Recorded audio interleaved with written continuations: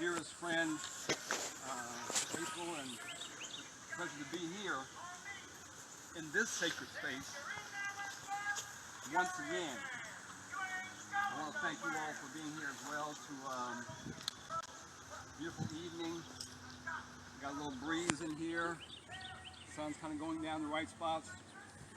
This right here is Mark Coyne over here, one of the cemetery board members, passing out cemetery brochures.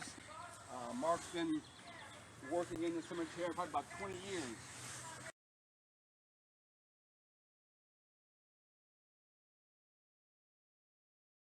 And if you all want to volunteer and be of help, come on. Is it Saturday still, Mark?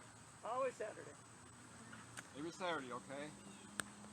To help cut the grass, get the tombstone set up, clean stones off, help do tours and things like that. But I'm honored to be here. April and I go way back a number of years as fellow community activists and preservers of history, and we were in the Hollander Center a couple years ago doing a workshop about cooperatives. And there are many words to describe this cemetery and the history of it. And one of those words is cooperative. African people, before the Civil War ended, and after the Civil War ended, knew how important it was to work together, to work in unison, to create structures, to create land for ancestral burial, to create businesses, to create mutual aid societies, what we now call solidarity community, solidarity economy. So I'm just reminded of that, April, at our time at the Hollander Center. I have been coming to this space probably since the late 60s. But before I get to the history of this cemetery, let me begin by sharing information about what is called the African Burial Ground in New York City. This cemetery, probably, Mark can correct me, is probably the oldest known cemetery to house African American community members right here in Lexington. Okay? I'm sure people were buried elsewhere before this cemetery land was purchased and people were buried here. But it's the oldest existing known cemetery in Lexington for African American burial. The oldest one in the United States is said to be the African Burial Ground in New York City. This was formed in the early 1600s. What we now call New York City was called New Amsterdam. And the Dutch had left Europe, had gone to Africa, captured African people, brought them over, like the English and the Portuguese and the Spanish, to enslave our folk to work in what's now called Lower Manhattan. Okay? Lower Manhattan. The people who lived there that were indigenous were called the Lenape people. Indigenous, Native Americans, who are now called Manhattan. The Dutch came in, asked for some land, they were given some land, and they wanted more land, and more land, and more land. Folks said, well, hey, like, man, we're giving you all this prime real estate downtown. Wasn't downtown then. So there was some tension. There was some violence going on between the Dutch and the Lenape people. What the Dutch did, they built a wall separating the Dutch colony from the indigenous people's community.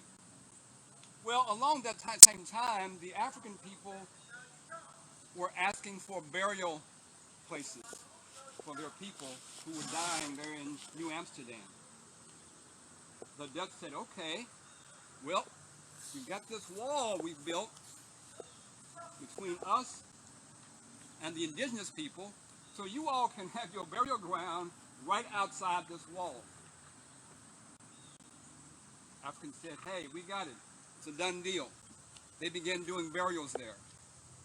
The Dutch said, also, by the way, we want you to also build your homes along this wall, so you are a buffer between us and the Lenape people.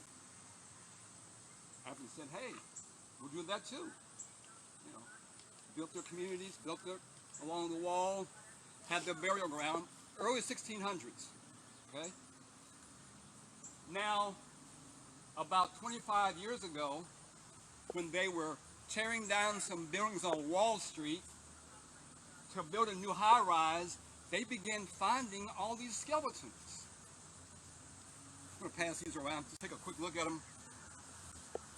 Found all these skeletons. And then there was this great awareness, digging back through history, that this was in fact, according to the maps, the African burial ground. It's in your handout towards the end. Okay?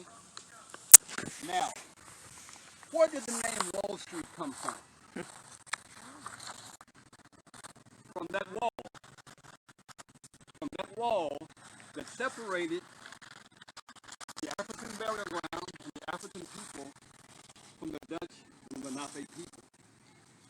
Now, I provide that information because as we are here at this cemetery, understand that within the earth there is actually an underground railroad in the earth.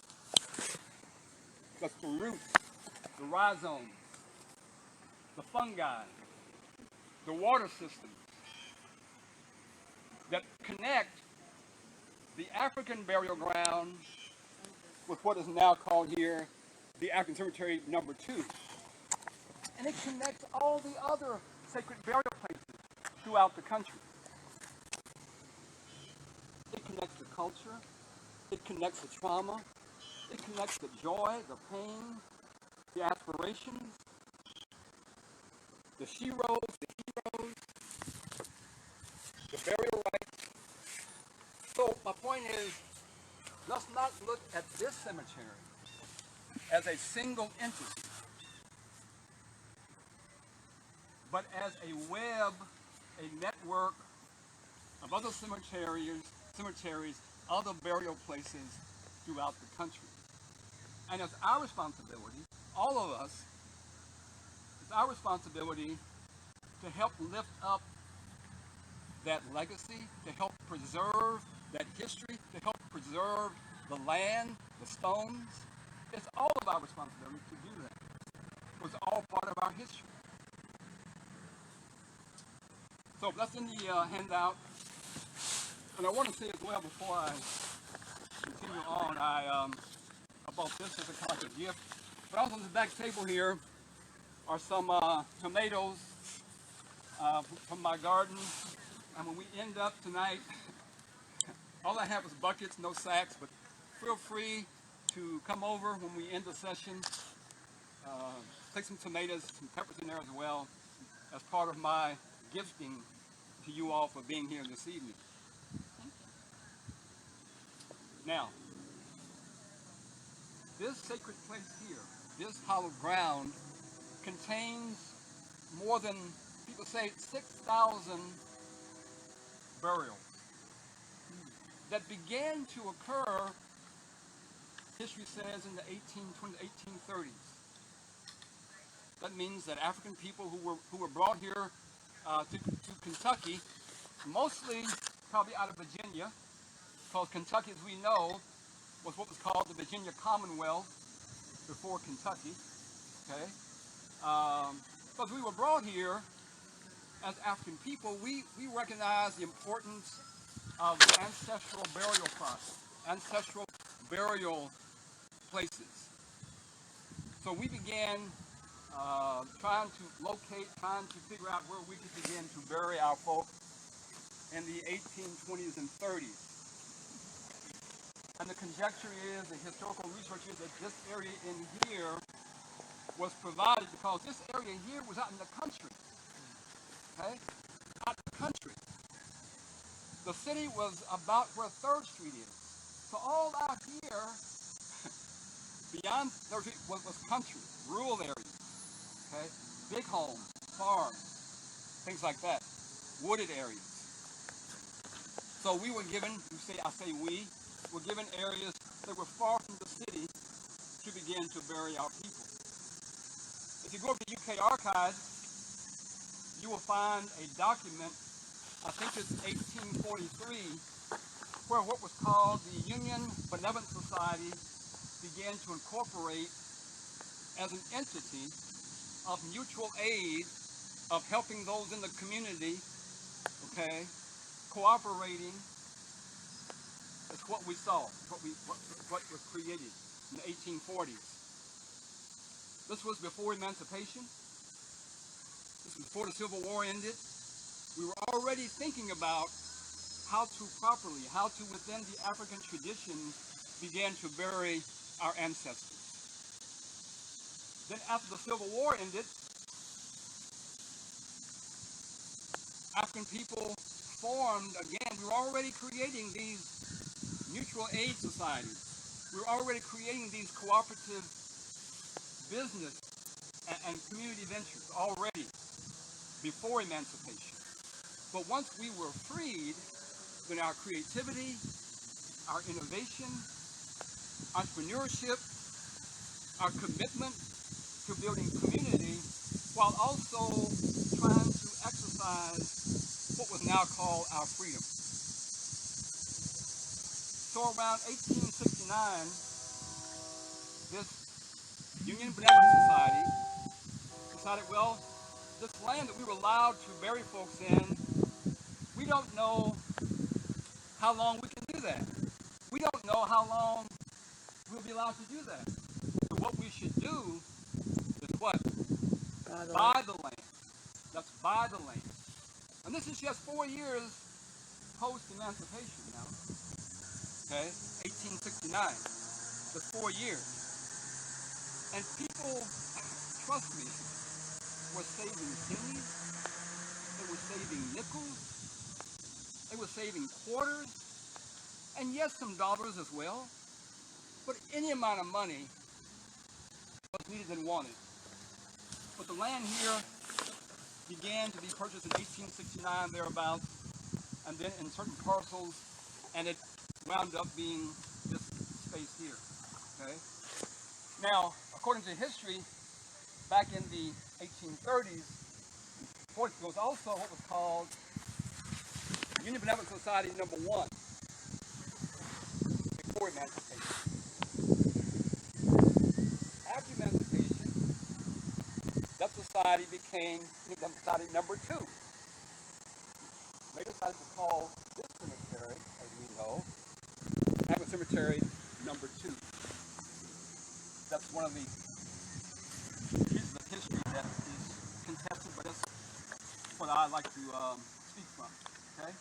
So again, there were already folks being buried here before emancipation, before land was purchased. After it was purchased, folks began, of course, using this as a sacred burial place.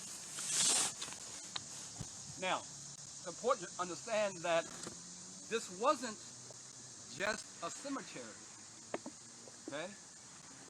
Again, it was formed by this benevolent society, whose mission was to serve the community in a variety of ways.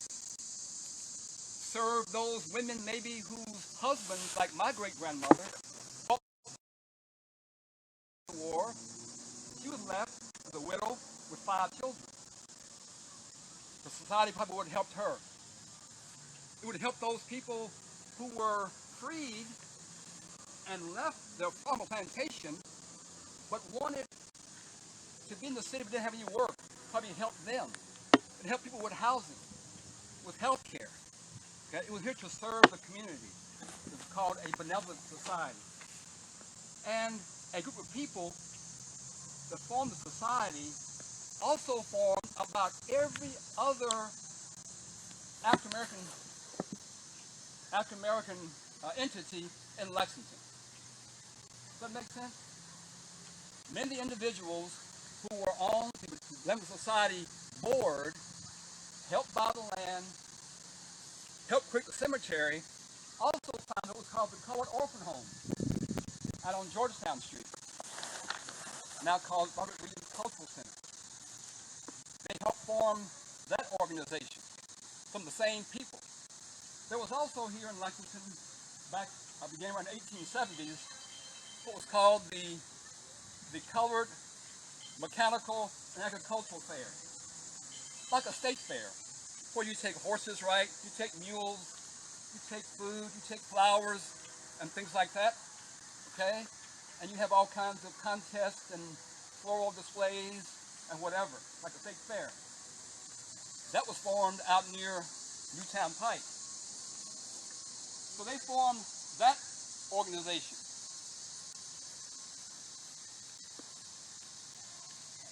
This same entity also formed the first schools for African Americans in Lexington.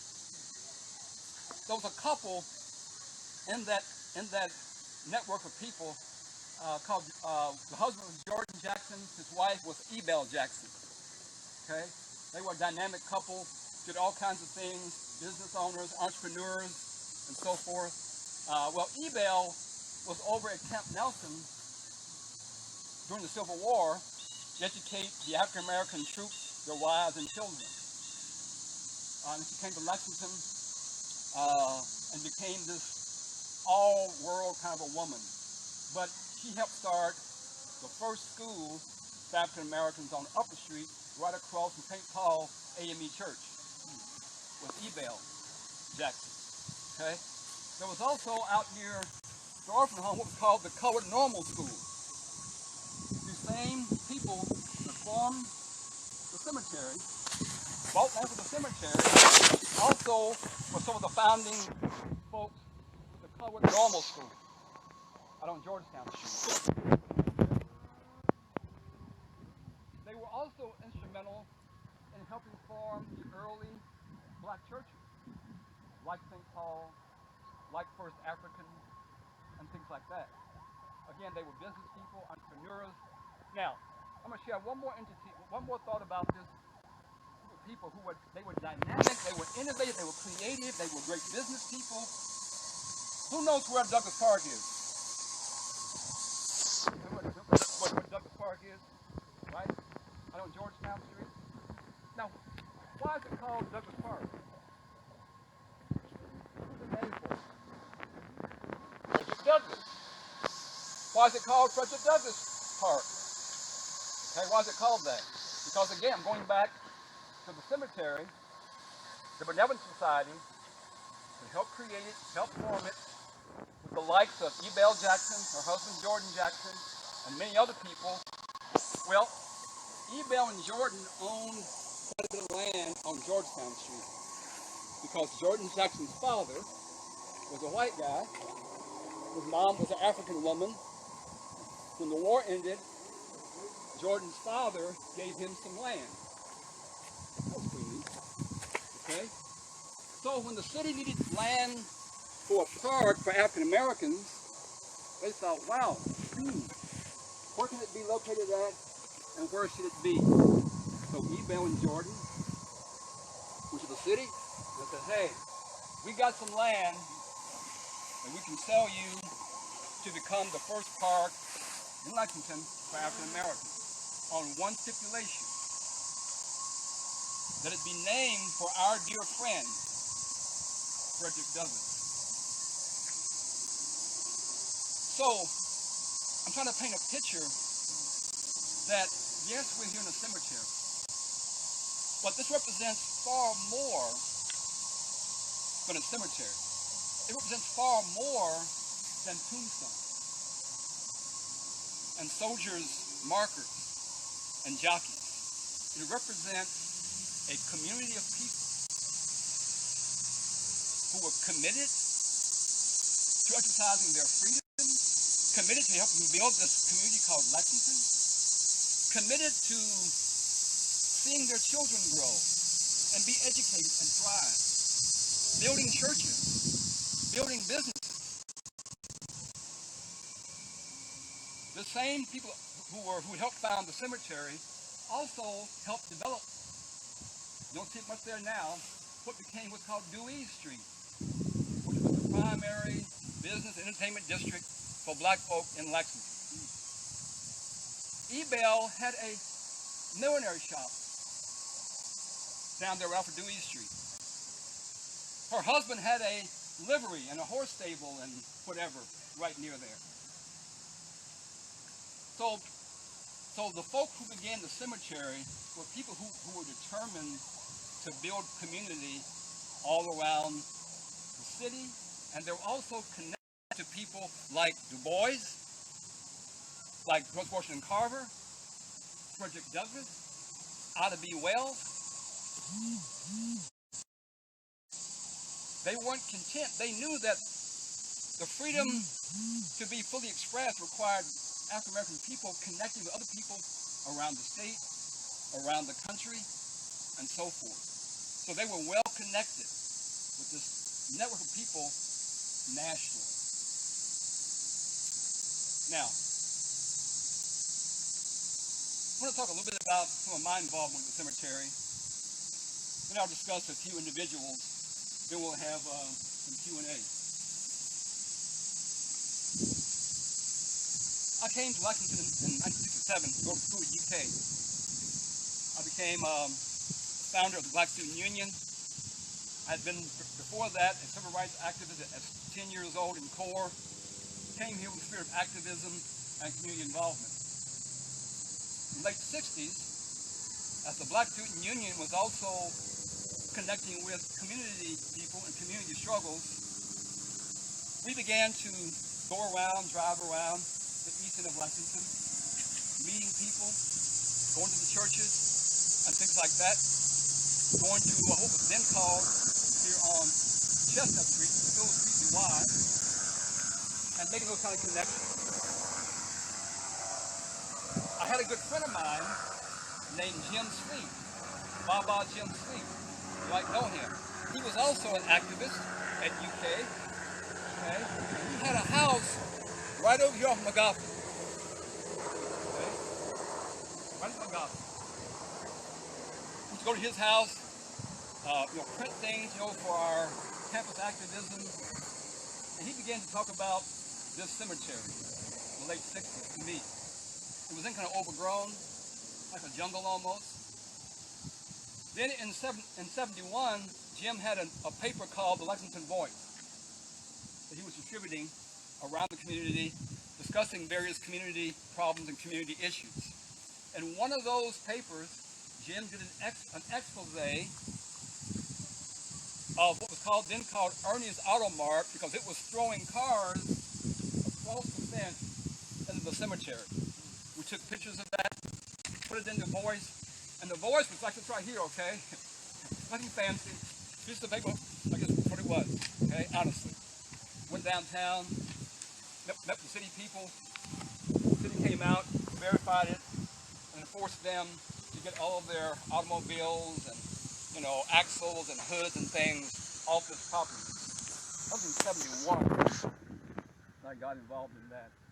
But at the same time, we had up on 4th and Race, a community organization on 4th and Race, and it was owned by a guy named Hood Simpson, who was a bookie.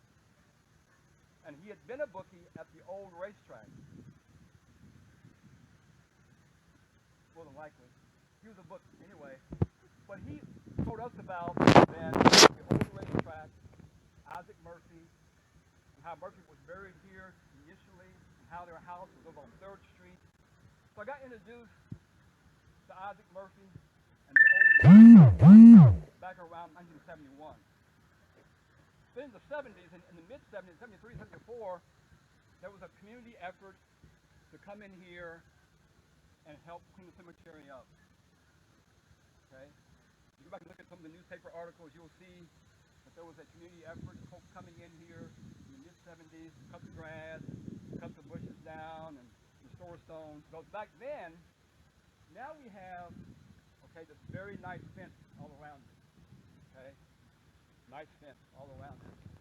But back then, it was like, like a cow fence has been knocked down.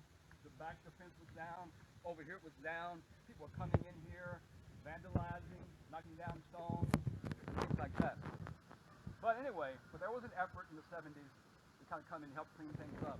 So the cemetery has gone through this kind of like episodic history, maybe for the first maybe 80 years, from 1870s to 1930s, being cared for meticulously, been cared for, religiously, spiritually, determinedly, because those folks who helped form it were committed to it. As they got older, they couldn't seem to pass on that baton of responsibility. So it's gone through periods of episodic care. Okay? Let me go back just a few minutes or a few years to around 1967. I think that's the correct date.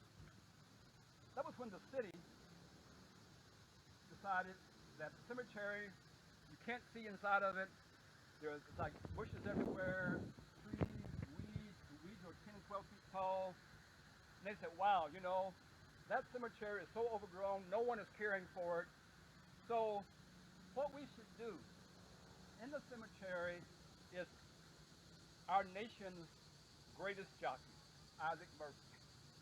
And he deserves a better burial place than this cemetery. So they came in here, right over in this corner over here, where Isaac was buried. He died in 1896. He's regarded as the greatest jockey of all time. First to win 3 Kentucky Derbies, won about half of his races. He introduced what's called riding off the pace. Died at a young age, about 33. He was buried here, according to newspaper accounts. About 500 people drove from their home over on 3rd Street, where the Murphy Art Garden is now. That's where their house stood. 500 people paraded or marched or in the funeral procession all the way down 3rd, and I guess down Upper and in the cemetery. Okay, he died in 1896. His wife died in 1910, and she was buried next to him.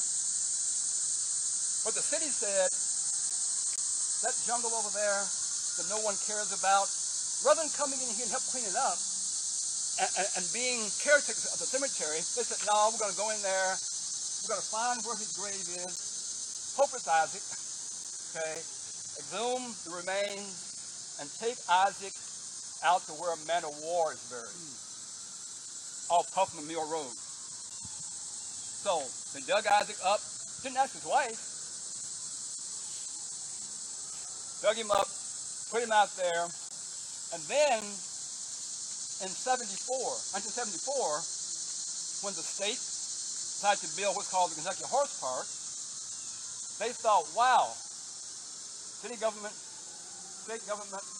horse park people thought, well, now what we should do, we should dig up Men of War in particular, because Men of War now, check this out, Men of War had a big statue, bronze, big statue, out there at Huffman Mill Road. Isaac had a small stone. But anyway, not the whole story. They dug them both up, and right now, they're both buried in Kentucky Horse Park. That's where Isaac's remains are. They kind of refashioned the stone. But he represents one of many people who are buried here that made a name for themselves in a whole variety of ways. I think there are some, Mark can correct me, 100+ individuals who are buried here that were part of the U.S. poetry. There's some big number of people who are buried here that are part of the horse industry. Jockeys, trainers, grooms, and things like that. So, back forward 1 minute. So after this burial of Isaac in 74 at the horse park, it went through another period of decline in the cemetery. It got overgrown, weeds took over, bushes, plants, like a jungle. In 95, there were a bunch of black men from Lexington that went to the Million Man March. And we came back inspired, excited, enthused, committed to working in community. Now, some of us already been working in community, and we were just going to come back and keep going what we had been doing. But some folk hadn't been involved. So we were trying to create community projects, community engagement after the Million Man March. And we thought, well, I know we can all help start community gardens, around the East End. A few of us were already working in the Aspendale Housing Project with the youth program, and we thought, well, we should start having black men work with other youth in the housing project and begin a garden project. But back then, Austin Sims, who's still the director, said, no gardens in the housing project. We thought, wow, but where can we go? Then we thought about the cemetery. I thought, wow, it's overgrown, there's weeds everywhere. Let's go in the cemetery, up here in the front corner, clear out some space to do a community garden. And we came in here with a bunch of kids and began to mow down a space to do a community garden. Myself, Brother Bruce Mundy, and a few other men and the kids came to do that. And then, that day, the next day, Brother Thomas Mundy came in here and said, Brother Bruce, I think, he's up the front now, I think over there is some of our family. Bruce said, yeah? He said, yeah, I think over there is the Mundy clan. Bruce said, yeah, that's our folks. He said, well, why are y'all doing the garden? Okay. I'm going to come back in here with a weed eater, lawnmower, bush hog, all kinds of heavy equipment. I'm just teasing now. Okay? And begin cutting around the stones of our family. And the rest. So Thomas, in many ways, ignited the fire within many other people to help become cemetery caretakers. He died several years ago, but he would stand out here, at the wasn't the fence there then, and wave folks down. Come in here, help me! Come on in here, help me! Come on in here! Okay? Wave people down. Okay? And they would come in. And slowly, from his commitment, dedication, there has evolved for about 20 years now, and Mark knows better than I do, this effort every year since then to come in here on Saturdays from about April to October, whatever it is, to help mow the grass, get stones put up, provide tours, provide markers, record the history, and things like that. But it began in the late 90s. Then around the year 2000, 2003, thereabouts, other folks joined in. A couple of those were Ann Butler, who was a professor at KSU, historian, administrator, great researcher, as well as Yvonne Giles, who's known now as a cemetery lady. And she's compiled an extensive history of the cemetery and about everything else in Lexington, okay? She is like the griot, the guru, the crone when it comes to history of Lexington. Her book is, Yvonne Giles' book is Still Voices, in here. You got it? Is it in there? It's in the package, Okay, yeah, cool. yeah. So many of it is, yeah. And there's also the cemetery website, that kind of thing, information. So again, so around the year 2000, there about 2003, the cemetery brought in many other people, Dr. Ann Butler, Yvonne Giles, Mark, other people, UK research department. We work with the design school on some research in here. All kinds of input came from a variety of sources. Okay, the fence got built, and this is in here is now on the site for the historic register of historic places. Now, I want to pass around two other things. I'm going to have Q&A. Pass them around. So the cemetery has also inspired many other things. Okay, I'm just list a couple things. Who's heard of the Legacy Trail? Who has walked Legacy Trail or ridden the bike Legacy Trail? Okay. Well, you might know, around 2000, I think, 8 or so, the Knight Foundation was leading Lexington. They used to own the Herald Leader. They were leading Lexington, and they wanted to leave some legacy of their being here. They asked for all kinds of community ideas, community input about what might be possible for them to spend money on to leave a legacy. A few of us put forward the idea of some type of connecting trail, connecting history, connecting point of connecting the cemetery where Isaac was